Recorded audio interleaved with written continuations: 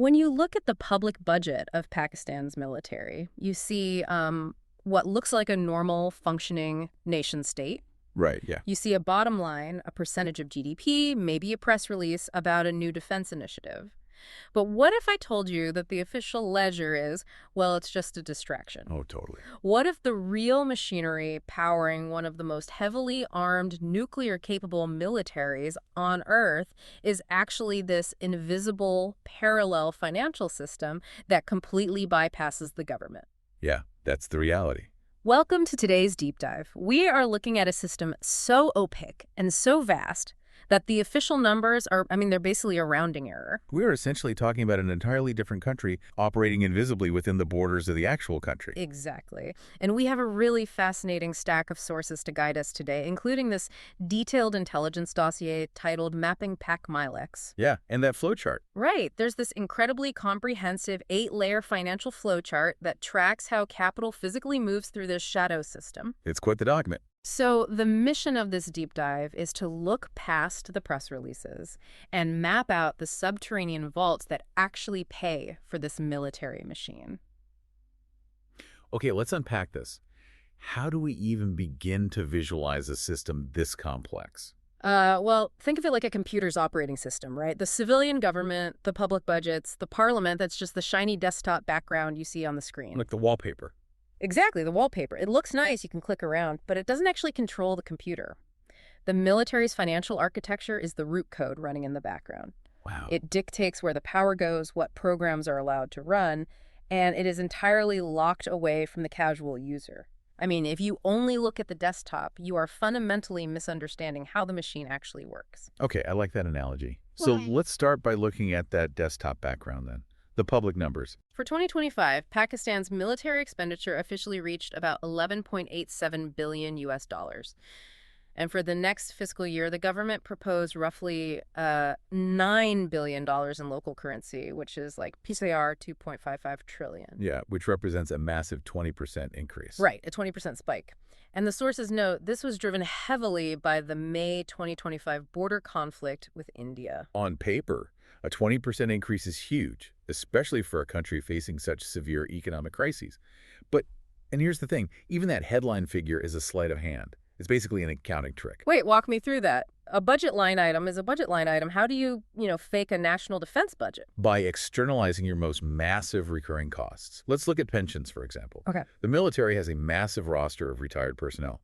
The payout for those pensions is staggering, roughly equal to about 31% of the entire defense allocation. That is a huge chunk. Huge. But if you look at the military budget, that massive expense just isn't there. Wait, so where is it? They have to be paying these retired generals from somewhere. They hide it inside the civilian government's general current expenditure. You're kidding. No, it's essentially categorized right alongside regular civilian administrative costs.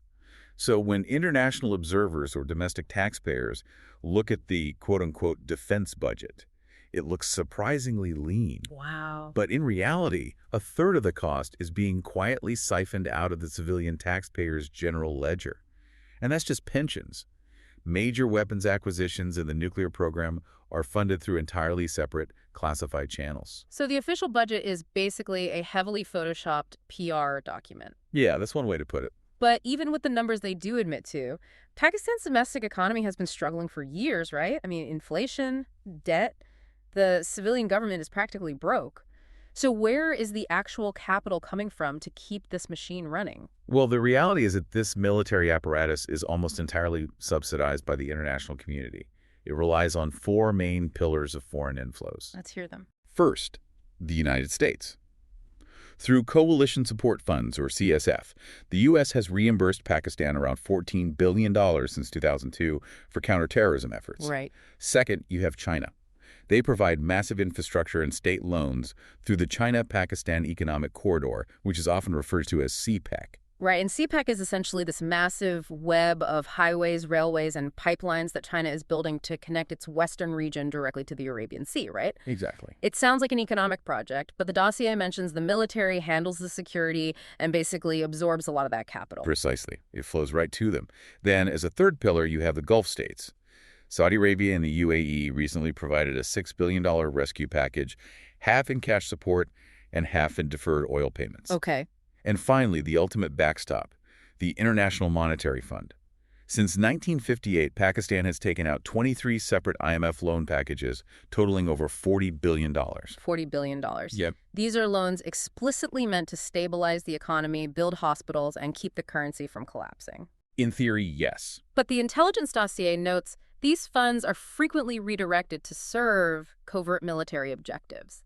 It is astonishing. It's essentially like a corporation bragging to shareholders about a beautifully balanced, tight budget, but they're secretly paying their biggest expenses out of a completely different bank account funded entirely by their wealthy global neighbors. What's fascinating here is how global geopolitics actually enables this whole setup. But getting the money into the country is only the beginning. Right. Once it hits the sovereign treasury, the routing becomes an absolute black hole. Let's talk about that black hole. Because if I send money through a bank, there is a paper trail.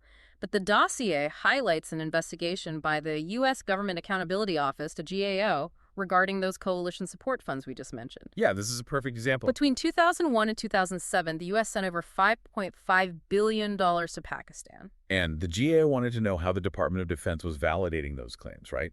Well, they found there was zero independent auditing. None at all. Nothing. Here's the mechanism. Because these reimbursements are paid directly into the Pakistani government treasury, they instantly become sovereign funds. Meaning what? Legally? Meaning the U.S. loses all legal right to demand an audit. Once it crosses the threshold of the sovereign treasury, it enters that root code we talked about. Tracking disappears entirely. That is wild. The U.S. literally had $5.5 billion completely unaccounted for, with zero visibility into whether it bought boots for soldiers or funded the very proxy groups the U.S. was actively fighting. Okay, wait.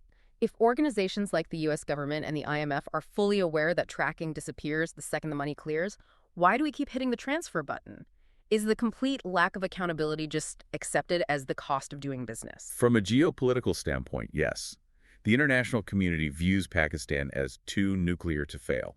There is this persistent underlying terror in Washington, Beijing, and Riyadh that if the Pakistani state economy completely collapses, the military infrastructure will fragment, and a sprawling nuclear arsenal could fall into the hands of extremist non-state actors. So they just pay the ransom, basically. Essentially, yes. Yep.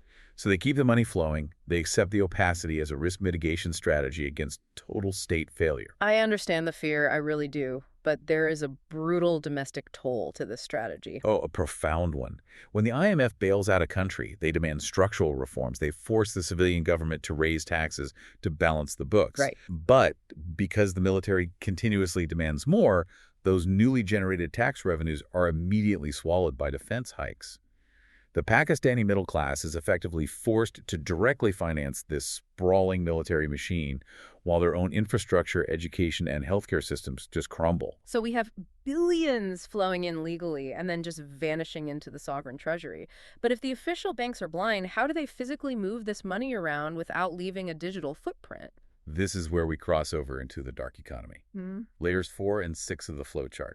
And this is how a state military utilizes informal, illicit networks. The dossier notes that an estimated 85% of Pakistan's economy is entirely cash-based. Yeah, 85%. And that fuels something called the Hawala system. I've heard the term in spy movies, but how does an entire state military use it? So Hawala is an ancient trust-based method of transferring value without moving physical cash. Let's say you want to move $10 million from a Gulf state to a proxy militant group. Okay. If you use a bank, you get flagged by international watchdogs. Instead, you give the cash to an unlicensed Hawala broker in Dubai. He calls his counterpart in Peshawar, Pakistan. The Peshawar broker pays out $10 million in local currency to your operatives. Wait, without actually sending the money across the border? Exactly. The two brokers settle their debt later through trade goods or smuggling. The money moved, but it never touched a ledger. No digital footprint, no wire transfer to intercept. None. Unlicensed Hawala operators are heavily active in urban centers like Quetta and Peshawar. And this infrastructure is so entrenched that the Financial Action Task Force, the FATF, which is the global money laundering watchdog, placed Pakistan on its gray list 3 separate times. Wow. By late 2018, out of 40 FATF recommendations for curbing terror financing, Pakistan was fully compliant on exactly 1.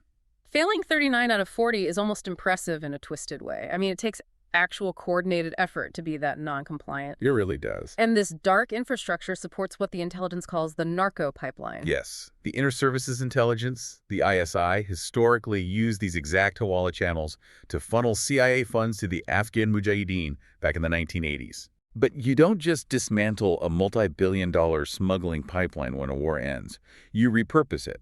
Today, the ISI is assessed to be channeling Afghan opium transit funds, basically taking a cut of the narcotics trade to ensure a steady, untraceable stream of hard currency. And they use this untraceable cash to fund proxy groups. The sources specifically name Lashkar-e-Taiba, the Haqqani Network, and Jaish-e-Mohammed. Exactly. But it's not just narcotics and proxies. I want to talk about FICN fake Indian currency notes. The intelligence veterans openly state that they print and circulate counterfeit Indian currency, not just to buy things, but as a deliberate tactic to destabilize India's economy. It is literal economic warfare. If you flood a rival nation with high-quality counterfeit bills, you weaponize their inflation. You erode trust in their banking system. That's insidious. It is. You force them to spend billions redesigning their currency. It is a highly effective, low-cost way to attack a neighbor without firing a single shot. Okay, so we have a military funded by international bailouts and an illicit budget funded by narcotics and counterfeit cash. But there is a third pillar, and this is the one that really broke my brain. It's called Milbus's the military corporate juggernaut. If we connect this to the bigger picture, this is the most critical piece. Yeah. The military doesn't just rely on foreign aid and black market smuggling. Right. They have systematically and legally embedded themselves into the legitimate domestic economy to generate untracked wealth. We are talking about a massive commercial network run through foundations. The Fauji Foundation, the Army Welfare Trust, the Defense Housing Authority, or DHA. Oh, yeah. Through these entities, the military literally controls real estate, banking, manufacturing, fertilizer production, aviation, shipping, and media. Let's focus on real estate for a second. Some estimates suggest the military controls approximately 12% of the nation's entire landmass. That's wild. The dossier indicates that between 1985 and 2005, over 500,000 acres of prime real estate were granted to senior military officers.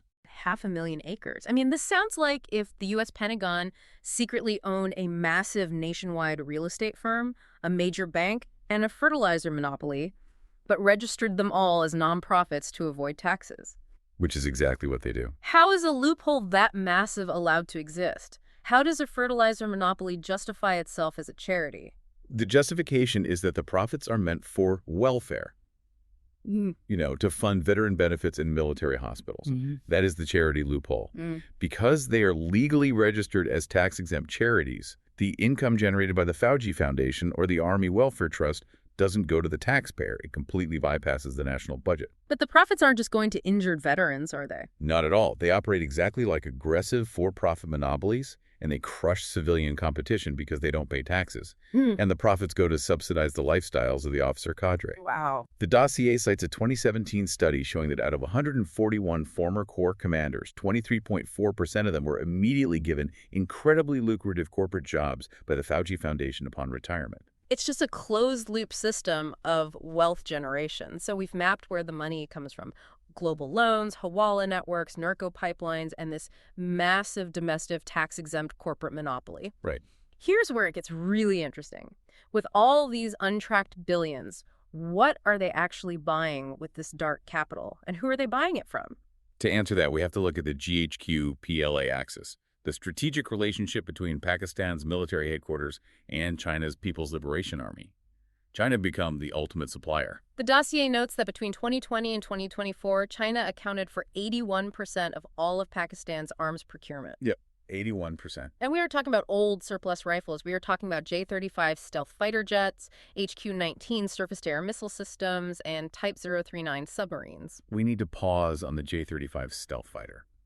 This isn't a hand-me-down. The J-35 is a fifth-generation fighter jet designed to rival the U.S. F-35. Yes. Yes.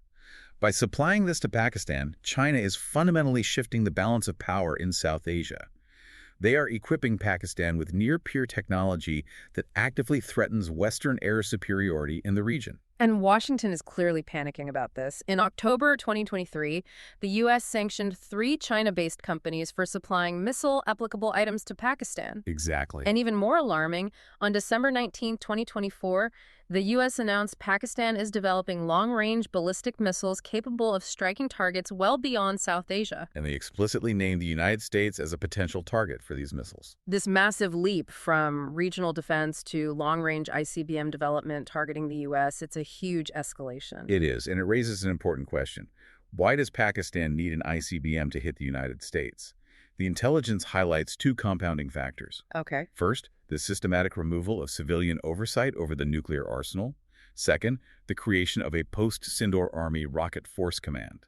For our listeners, the Sindor reference ties back to that severe border conflict with India in May 2025 that we mentioned earlier. Correct. After that conflict, the Pakistani military realized their traditional air force might not be enough to penetrate advanced air defenses. So, mirroring China's own military structure, they built a dedicated Rocket Force Command. Wow. They are centralizing their most devastating weapons under a specialized, highly aggressive branch of the army, completely insulated from civilian politics. It's a terrifying combination. Untracked billions, 5th-generation Chinese technology, 0 civilian oversight, and a stated goal of intercontinental strike capability. And apparently they aren't just hoarding these weapons, they are actively trying to sell them. The re-export risk is massive here. The intelligence notes a reported $4 billion deal to sell JF-17 fighter jets to the Libyan National Army. I don't understand how that is even possible. Libya is under a strict international UN arms embargo. You can't just sell them fighter jets. Well, when you operate outside the system. Right. And the dossier also mentions negotiations with Sudan. It seems like Pakistan's military is leveraging its untracked economy to become a primary weapons supplier to the world's most unstable conflict zones. Because when your finances are completely off the books, UN embargoes are, well, they're just suggestions. And this brings us to the most crucial piece of the puzzle. Okay. You have a sprawling, opaque, 3-tiered financial machine generating billions in dark money. You have an expanding nuclear and ICBM program.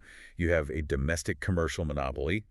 An architecture of this scale doesn't just run on autopilot. It requires an architect, a master operator holding the reins. And the dossier identifies this individual clearly, Field Marshal Asim Munir. To understand how Asim Munir controls this entire apparatus, we have to talk about a brilliant, albeit terrifying, political maneuver known as the 27th Amendment. The dossier describes this as constitutional capture. Let's make sure we define that, because it's not a military coup. A coup is messy. A coup is when the military rolls tanks into the Capitol, arrests the prime minister, and takes over illegally. Which usually results in the international community cutting off your funding. Exactly. A coup gets you sanctioned. Constitutional capture is when you use your immense background power to force the civilian parliament to literally rewrite the nation's constitution, making your absolute control completely 100% legal. It is a breathtaking power grab. The 27th Amendment created a brand new, constitutionally empowered post called the Chief of Defense Forces entirely for Asim Munir. Unbelievable. It abolished the older, weaker role of Chairman Joint Chiefs and severely diluted the authority of the civilian prime minister. So what does this new title actually grant him in practice? Total, centralized control. The Constitution now explicitly grants Munir absolute authority over national policy, military finance, internal security, and strategic affairs. Most importantly, it makes him the sole head of the Strategic Plans Division. Which means he has direct, unchecked control over the nuclear arsenal. The dossier notes that over the past few years, Munir has played a masterful game. He formalized the military's absolute rule legally.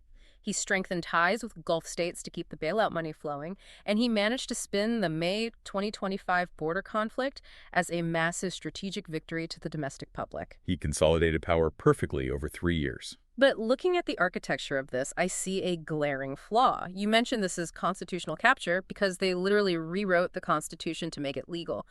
But the sources note there is no successor pathway for this newly created, hyper-powerful role. Isn't building a supreme system for just one person a massive single point of failure risk? It is the ultimate single point of failure. The role of Chief of Defense Forces was purpose-built for him. The revised Constitution centralizes the economy, the illicit networks, and the nuclear codes into one office. But it provides absolutely no legal framework for who inherits that office or how power transitions when he steps down or passes away. That's insane. Munir himself and his personal relationship with Beijing are the two irreplaceable nodes holding this entire web together. So we've mapped the root code. We've seen the official PR budgets, the dark money hawala networks moving billions in cash, the tax-free fertilizer and real estate monopolies, the shift toward ICBMs, and the one man who legally holds the keys to every single vault. If we synthesize all this intelligence, the core finding is this. Pakistan operates three parallel financial systems. Okay, summarize them for us. You have the official budget, which is auditable but deeply incomplete.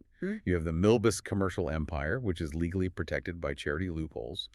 And you have the covert layer, the classified nuclear program, the ISI Hawala operations, and the narco flows. And because these systems are entirely siloed, no single external body, not the US, the UN, or the IMF, has visibility across all three simultaneously. The USGAO only sees the counterterrorism funds vanishing. The IMF only sees the official tax deficits. The UN only sees the arms embargo violations. The true scope of the military's power remains hidden. So, what does this all mean? Why should you, our listener, care about the internal financial plumbing of a nation thousands of miles away? Because it redefines how we calculate global security risks. If you only look at the official ledger of a nation, you are flying blind. If you want to understand global geopolitics, if you want to know why proxy conflicts drag on for decades, or where international tax dollars actually end up when governments approve foreign aid, you cannot just look at the desktop background. You have to look at the root code. You have to look at the shadows. And that leaves us with one final, incredibly chilling thread to pull on. We have established that this vast, economically independent, nuclear-armed military machine has been constitutionally re-architected to be controlled by exactly one man, Right. with absolutely no legal line of succession. Which means we have to ask, what happens the day Asim Munir leaves office? Does his exit immediately trigger a violent internal power struggle among the generals? And if it does a fragmented, unchecked arsenal of long-range ballistic missiles suddenly become an even greater threat to global security? The entire operating system has been optimized perfectly, but it is running on a single processor. When that processor fails, the entire machine could crash. And a machine with nuclear weapons doesn't crash quietly. It's a terrifying thought to leave you with, but an essential one to understand the world right now. We hope this deep dive gave you a new lens to view international conflict through. Keep questioning the official numbers, keep looking for the hidden foundations, and we'll catch you on the next deep dive.